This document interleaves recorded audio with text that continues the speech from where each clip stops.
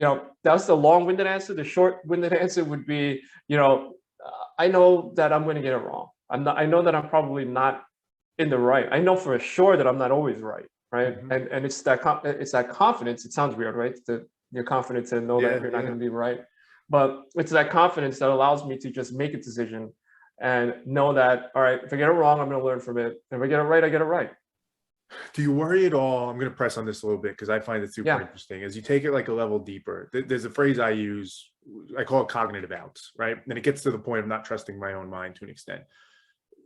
I worry sometimes that our minds take these cognitive outs because I think from a very evolutionary perspective and a very logical perspective, our minds are always looking for efficiency. It's always looking to reserve energy. It's always looking to keep things simple. It's always looking to get to a scenario that keeps us safe, comfortable, feeling good, whatever it is. And what I worry about is that when we give ourselves too much leeway, and again, I'm not knocking what you're saying at all, Dorian. I actually agree with it completely, Yeah. which is why I No, want to no. question it because I want to see like how Go does it for it. work. Yeah. Um, when we give ourselves that leeway to say like, hey, we're not going to be perfect, we're going to get stuff wrong, that's okay, don't worry about it, just make decisions. I worry that our mind, like our subconscious maybe, could take that and be like, oh really, we don't have to worry, like we're going to make mistakes anyway, then I'm just going to That's take I'm true. going to start taking Yeah. actions. And maybe the implications, the harm to other people, the things we do to ourselves or others start to ratchet up and we miss it because we're not on guard enough. And it's a funny thing because even if as I say that, for those that see it on video, if they were, like when I say on guard, there's a tenseness to that, which I know is bad too. We can't be on guard all the time. We're never going to get to 100%. We're never going to get to perfection. And that's what makes this so interesting to me of like, how do you get that right? And in many ways, it's why I do this show. Like there's these questions that I'm just like, I Yeah. don't know how to approach it the right way.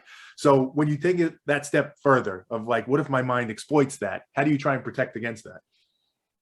Yeah, and that all for me, comes down to feedback in terms of where I am in my life and in what category of life it is. So how am I doing with work? How am I doing professionally?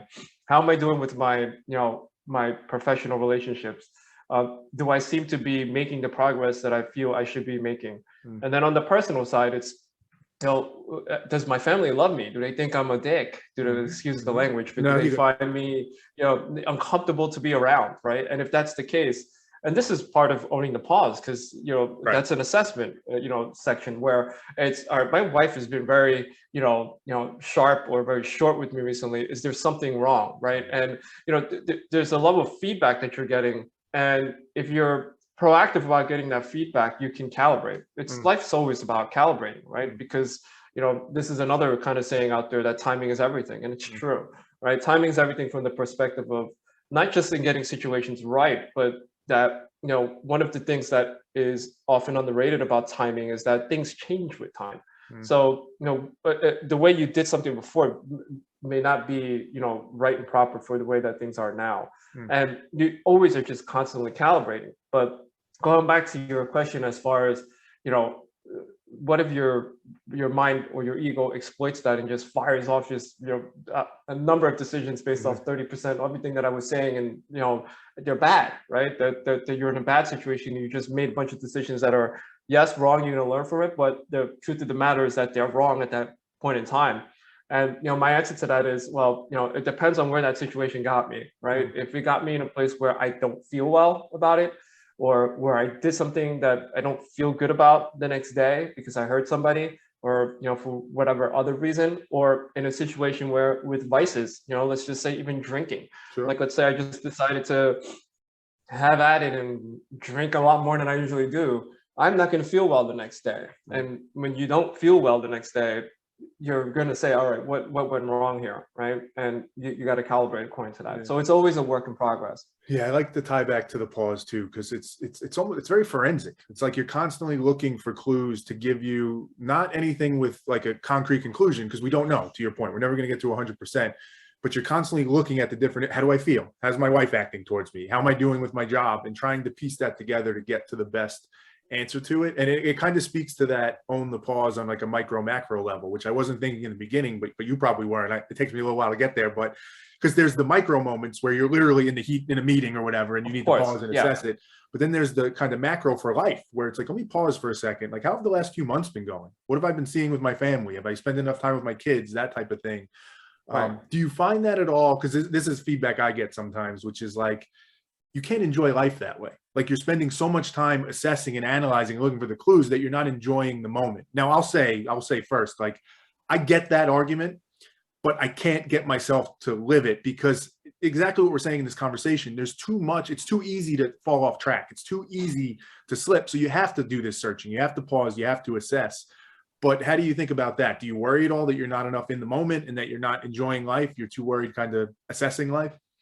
Yeah, yeah. And look, and that feeling, that mentality accelerates when you have kids, right? Yeah. Because it's, you know, what's the saying? My mom said this, and she probably got it from somebody else, but you know, the days feel like years and the years feel like days, Yes, right? I love that phrase. Where next thing you know, it's like 10 years and it's like, whoa, you know, what just happened? So 100%, I feel like that's even more present with me now. Yeah, you're right though. Look, there's an element of actually living life. You got to kind of go with the flow and trust yourself. But the work, right? The work that we put in ourselves, and that's something that I've gained a lot more admiration for and respect for, is that you got to put work in, right?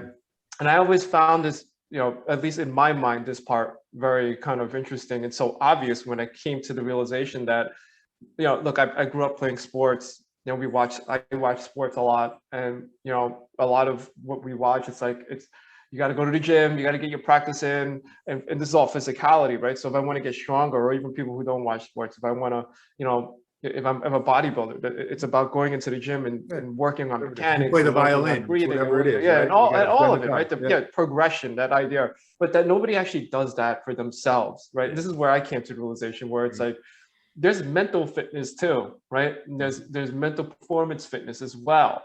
And when I broke it down to that level, it was like, oh my God, like I'm probably extremely weak mentally, right? Like extremely, because I never worked on it. So it's all right, what exercises can I perform? You know, the meditation, the the journaling, the gratefulness practice, like that's all kind of grounded me and has put me in a position where at least I can tell now if I am not taking pauses, right? Because yes, your default mechanism is going to be reactive. That's what humans are about, right? It's just you react to a certain situation, to a certain word, to a certain temperature, to a certain situation.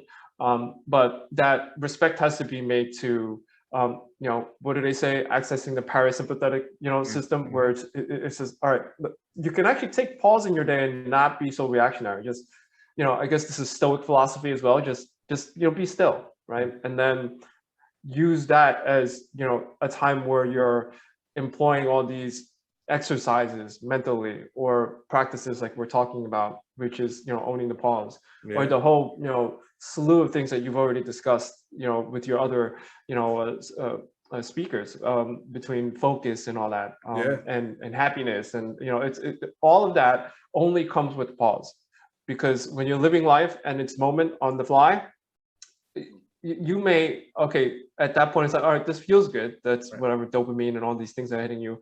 But if you don't take time to actually label those feelings, right?